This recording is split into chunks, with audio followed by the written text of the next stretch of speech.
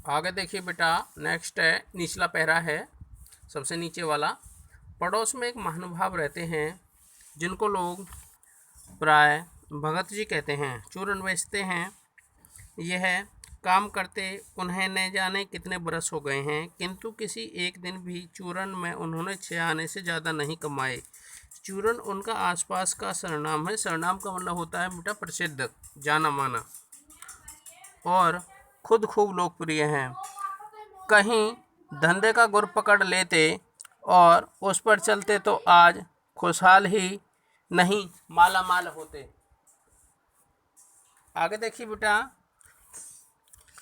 क्या कुछ उनके पास न होता। इधर 10 सालों से मैं देख रहा हूँ उनका चूरन भी हाथों हाथ बिक जाता है, किंतु वह न जाने किंतु वह न उसे थोक देते हैं न व्यापारियों को बेचते हैं।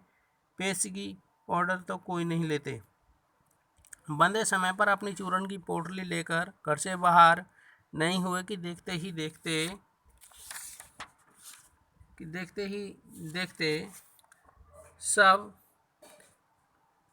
6 आने की कमाई उनकी हो जाती है। लोग उनका चूरन लेने को उत्सुक जो रहते हैं। चूरन से भी अधिक तो शायद वह भगत जी के प्रति अपनी सद्भावना का दान देने को उत्सुक रहते हैं। किंतु 6 आने पूरे हुए नहीं कि भगत जी बाकी चूरन बालकों को मुफ्त में बांट देते हैं। ऐसा कभी हुआ नहीं कि कोई उन्हें 25वां पैसा भी दे सके। देखिए 6 आने में 24 पैसे बता रहा है यहाँ किताब के अनुसार। कभी उनके चूरन में लापरवाही नहीं हुई है और कभी रोग होता भी मैंने उनको नहीं देखा। और तो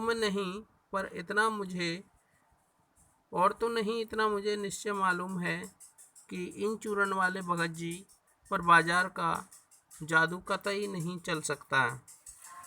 कहीं आप भूल न कर बैठिएगा, इन लाइनों को लिखने वाला मैं चूरन नहीं बेचता। जी बिल्कुल नहीं, ऐसी हल्की बात भी न सोचिएगा, बल्कि यह समझिएगा कि लेख के किसी भी मान्य पाठक से उस चूरन वाले को श्रेष्ठ बताने का मैं साहस कर सकता हूँ।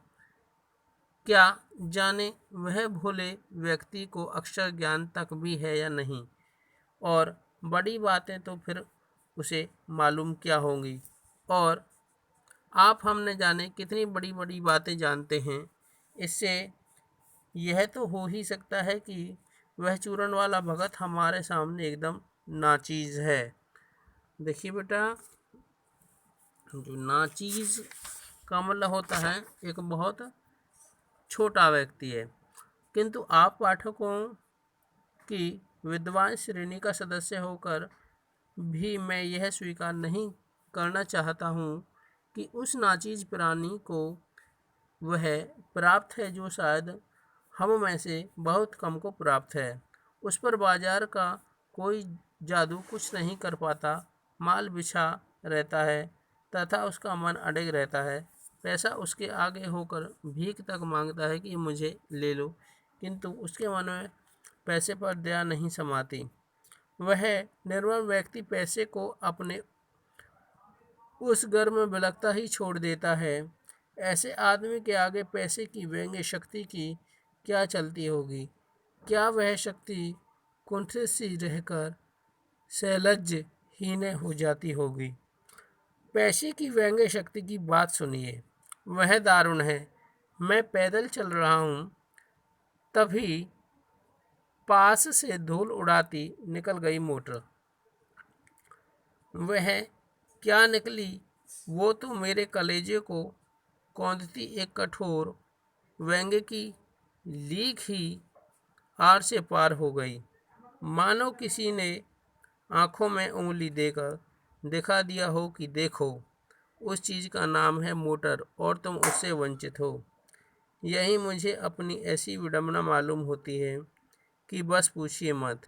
मैं सोच में पड़ जाता हूँ कि हाय, यही माँ बाप रह गए थे जिनके यहाँ मैं जन्म लेने को था। क्यों न मैं मोटर वालों के यहाँ हुआ होता।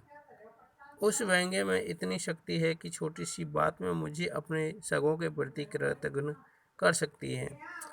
पर क्या लोक वैभव की यह व्यंग्य शक्ति उस चूर्ण वाले ने चिंता करने वाले मनुष्य के आगे चूर चूर होकर ही नहीं रह जाती? चूर चूर क्यों, बल्कि कहो पानी पानी।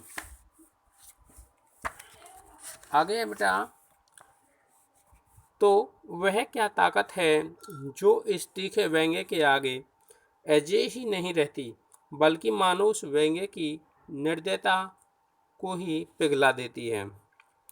उस ताकत का नाम जो दो, पर वह निश्चय ही उस स्तर की वस्तु नहीं है जहाँ पर संसारी वैभव फलता फूलता है। वह कुछ अलग जाति का तत्व है। लोग स्पिरिचुअल कहते हैं, धार्मिक, आध्यात्मिक, नैतिक और नैतिक कहते हैं।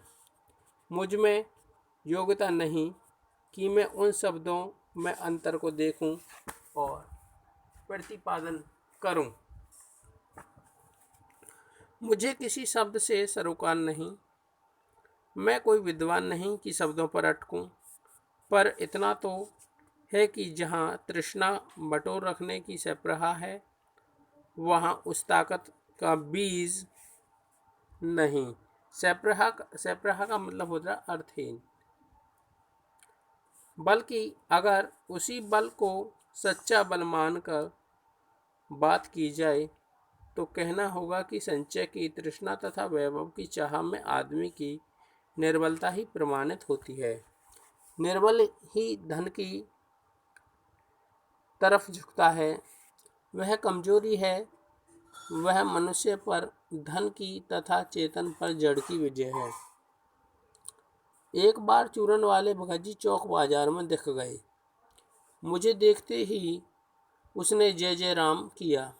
मैंने भी जय राम कहा। उनकी आंखें बंद नहीं थीं, न ही उस वक्त वह बाजार को किसी भांति कोस रहे मालूम थे। राह में बहुत से लोग, बहुत से बालक मिले जो भगत जी द्वारा पहचाने जाने के इच्छुक थे। भगत जी ने सबको हंसकर ही पहचाना, उनका अभिवादन लिया तथा सबको अभिवादन किया। इससे जरा भी यह नहीं कहा जा सकता कि चौक बाजार में होकर उनकी आंखें किसी से भी कम खुली थीं, किंतु भौचक्के हो जाने की लाचारी उनमें न थी। व्यवहार में पशुपेश उनमें न था और खोए से खड़े भी नहीं रह जाते थे। तरह तरह के बढ़िया माल से चौक भरा पड़ा है। उस सब के प्रति द्वेष इस भगत के मन में नहीं है। मानो इस समूचे माल के प्रति भी उनके मन में आशीर्वाद हो सकता है। विद्रोह नहीं, प्रसन्नता ही है, क्योंकि कोई रिक्त भीतर नहीं है। देखता हूँ कि खुली आंख, मग्न और तुष्ट वे चौक बाजार में से चले जाते हैं। रास्ते में बड़े बड़े फैंसी स्टोर पड़ते हैं, पर पड़े रह जाते हैं। कहीं भी भगत जी नहीं रुकते। रुकते हैं तो एक छोटी सी पंसारी की दुकान पर रुकते हैं। वहाँ दो चार अपने काम की चीज़ ली और फिर चले जाते हैं। बाजार में हठपूर्वक विमुखता उनमें कतई नहीं है। लेकिन यदि उन्हें जीरा और काला नमक चाहिए तो सारे चौक बाजार की सत्ता उनके लिए तभी तक है जब तक उपयोगी है। जब तक वह जीरा वहाँ मिलता है, ज़रूरत के मुताबिक जीरा वहाँ से लिया कि फिर सारा चौक उनके लिए आसानी से न के बराबर हो जाता है। वे जानते हैं कि जो उन्हें जो चाहिए वह है जीरा और नमक। बस इस निश्चित प्रतीति के बल पर बाकी सब चांदनी चौक का आमंत्रण उन पर व्यर्थ होकर बिखर जाता है। चौक की चांदनी दाएं बाएं भूखी की भूखी ही फैली रह जाती है।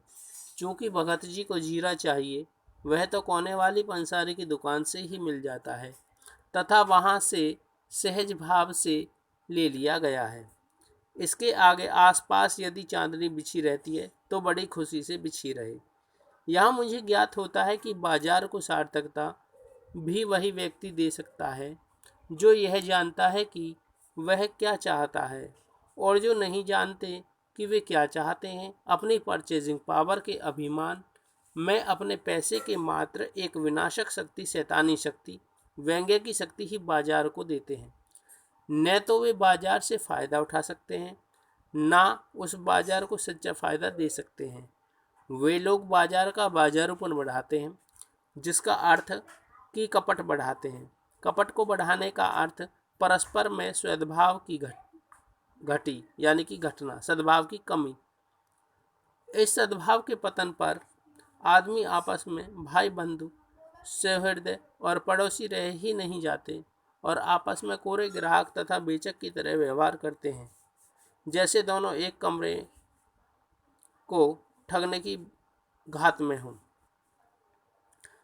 एक की हानि में दूसरे को अपना फायदा दिखता है और यह बाजार का ही नहीं बल्कि इतिहास का सत्य माना जाता है।